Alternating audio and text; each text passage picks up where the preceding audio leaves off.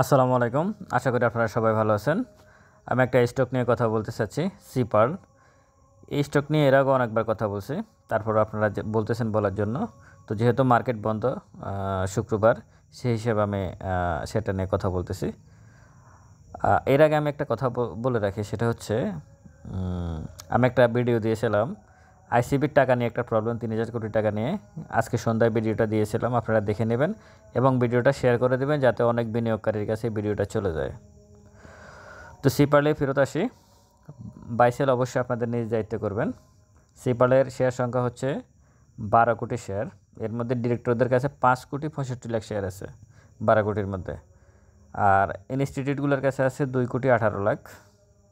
ফরেনারদের কাছে ছিল, সেটা পুরোটাই ইনস্টিটিউটগুলো কিনে নিয়ে গেছে, বিশেষ করে কোয়ার্টার ওয়ানের যখন তাদের ইপিএস এবং নেট অপারেটিং ক্যাশ ফ্লোটা আসছিল তখন। আর পাবলিকের কাছে শেয়ার সংখ্যা হচ্ছে 4,24,00,000।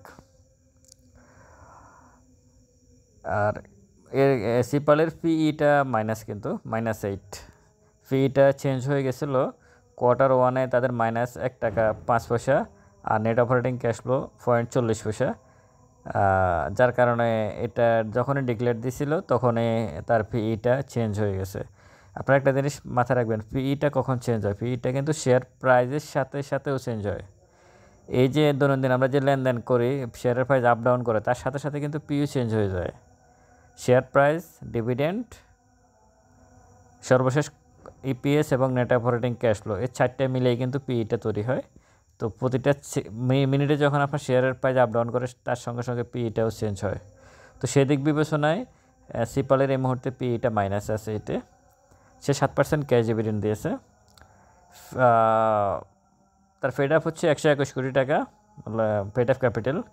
আর লং টার্ম লোন তার হচ্ছে 1 কোটি টাকা মাত্র, আর শর্ট টার্ম লোন হচ্ছে 11 কোটি। খুব বেশি না, 121 কোটি টাকার এগেনস্টে মাত্র 12 কোটি টাকার লোন। 2019 সালে শেয়ারটা লিস্টিং হলো সিপাল। এখন আমি শেয়ারটা নিয়ে ট্রেডিং শেয়ার, অবশ্যই ফান্ডামেন্টালি স্ট্রং, কিন্তু খুব বেশি না। ফান্ডামেন্টাল স্ট্রং হলে তো সে 7% ক্যাশ ডিভিডেন্ড দিত না 35 টাকা 60 পয়সার বিপরীতে। তো সব কিছু মিলে শেয়ারটা ট্রেডিং হিসাবে ট্রিট করা যায়।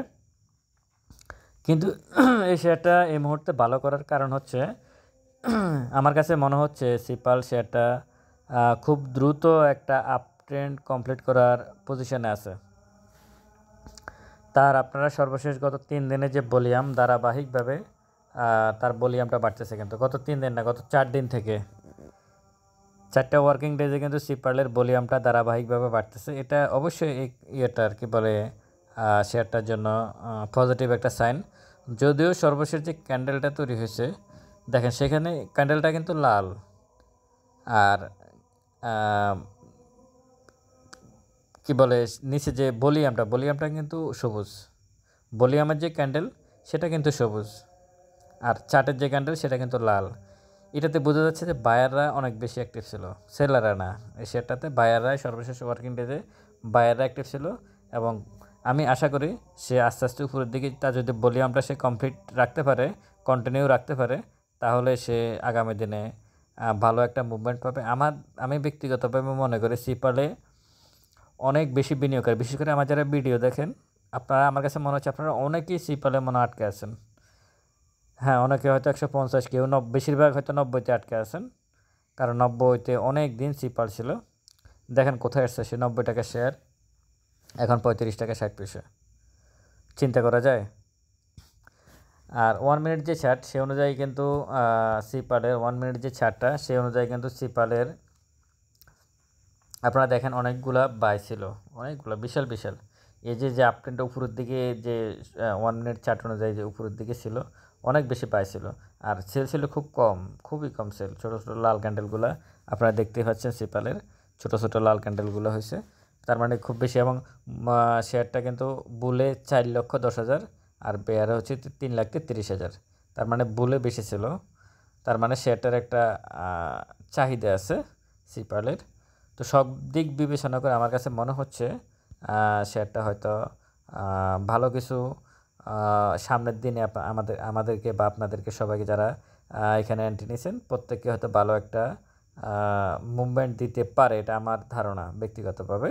মার্কেট যদি একটু ইন্ডেক্সটা যদি একটু আপ ট্রেন্ডে থাকে তাহলে অবশ্যই সিপাল একটা গন্তব্যে পুজবে বলে আমি মনে করি। সিপালের সাপোর্ট আসলে 40-এর ঘরেই আছে। এখন হচ্ছে 35 টাকা 60 পয়সা শেয়ারটার প্রাইস। সে যদি 40 টাকা কমপ্লিট করতে পারে তাহলে কিন্তু সে কিন্তু 50-60 টাকায় চলে যাবে অনায়াসে। এর উপরে দুইটা ছোট ছোট রেসিস্ট্যান্স আছে। সরি, সিপালের রেসিস্ট্যান্স 40 টাকা, একটা সাপোর্ট না, সরি, সিপালের রেসিস্ট্যান্স 40 টাকায় আছে একটা। এই 40 টাকাকে সে যদি ব্রেক করে চলে যেতে পারে তাহলে এরপর তার গন্তব্য হচ্ছে 50-এর কাছাকাছি। সো মার্কেটটাকে পজিটিভভাবে যদি আমরা দেখতে পারি, মার্কেট যদি পজিটিভ থাকে ইন্ডেক্স, তাহলে এই শেয়ারটা ভালো কিছু আশা করা যায় শেয়ারটার থেকে। আপনারা অবশ্যই বাই সেল আপনাদের নিজ দায়িত্ব করবেন। আমি কাউকে উৎসাহিত করতেছি না বাই অথবা সেল করার জন্য। ভালো থাকবেন সবাই, দোয়া করবেন, ভিডিওটা ভালো লাগলে শেয়ার করবেন। আসসালামু আলাইকুম।